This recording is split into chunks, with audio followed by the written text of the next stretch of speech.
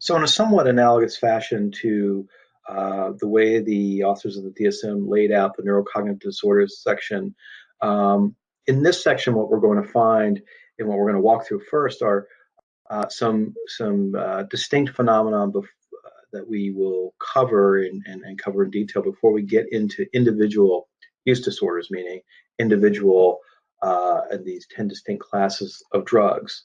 So before we get into any of that, the DSM is going to help us define with criteria what a substance use disorder means. How do we define a substance use disorder outside an individual class of drug? Next, we're going to help us define intoxication and withdrawal. Again, that aspects of intoxication and withdrawal that are cross-cutting against all, or at least many classes of drugs. And then finally, we'll walk through the substance and the definition of substance use disorders, or substance induced disorders, substance or medication induced disorders. So, so we're going to walk through in review. We're going to walk through the definition of use disorder, definition of intoxication, the definition of withdrawal, and the definition of substance and medication induced disorders. And then we'll take those and we'll apply those to those distinct classes of drugs, not unlike the way we take the concepts of minor and major neurocognitive disorder and then apply them to the individual conditions. So somewhat analogous in that way. And what they mean here when they say the classes aren't fully distinct. In other words, there are elements of, actually many elements of use disorder that are fairly universal across these classes of drugs, as an example. A couple of things on this slide.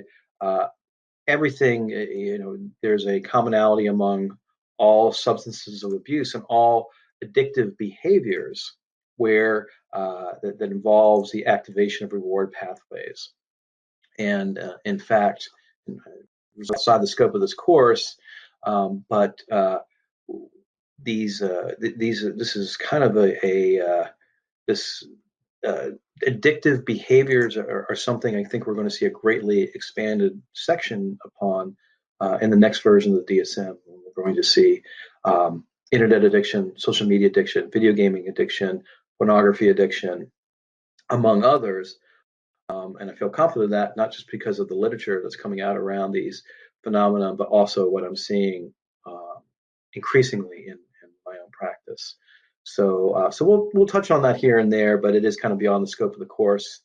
I do have in my advanced policy courses, we do talk about the concept of digital health as a section of those courses, and including the addiction concepts associated with gaming, social media, pornography, digital related, and our interaction with our digital communications.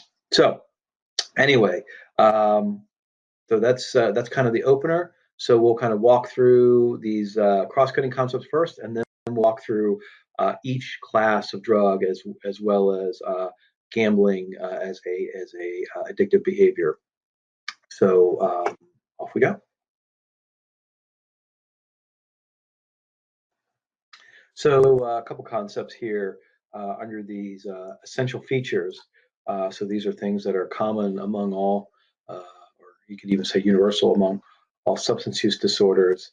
One of the hallmarks of a use disorder is continued use despite significant consequence.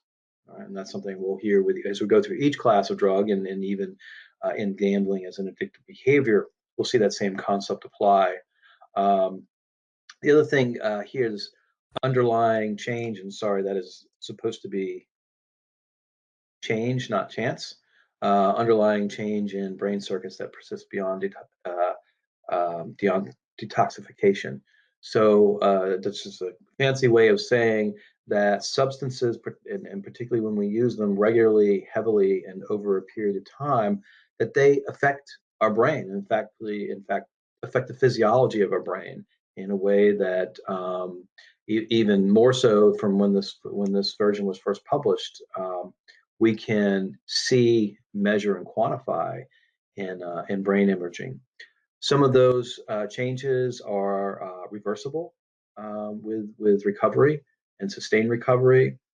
Other aspects of brain changes or brain damage, if you will, are not reversible, and in almost every circumstance, increasingly less reversible over time. So that's a cross-cutting concept, and pathological patterns related to to use of a substance. So one of the things that makes the work of addiction so difficult is that, and why addiction can have as profound a health effect on the people around them, or around the person who is addicted to a substance or behavior, is because the behaviors required to sustain that addiction are often very maladaptive, self-destructive, and often hurtful and emotionally destructive, if not directly destructive to other people around them. So, why this work can be very challenging, and why it's so incredibly important. Um, the last thing, caffeine is not one of the is the only one of the 10 classes of drugs not included in this section of substance use disorder. So caffeine, we'll see a definition for intoxication and withdrawal, but we won't see an actual diagnosis of use disorder under caffeine, and we'll touch on that a little bit more detail when we get to caffeine.